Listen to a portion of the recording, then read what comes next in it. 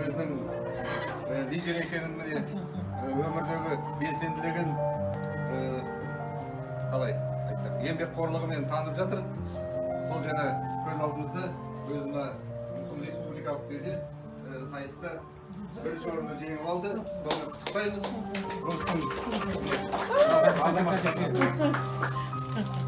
Дұрыс, рахмет. Осындай жетістік. Шапалақ.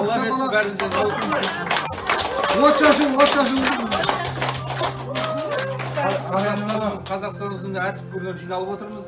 Мектеп басшылары осындай жетістік бәріңізде бола берсін. Осындай қызыққа жетістіктерге жетіп қуанып жатайық.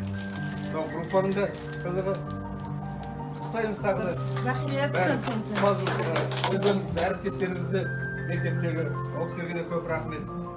Осындай еңбектерімен танылып жатқан бәріңізге осындай жетістіктер тілейміз.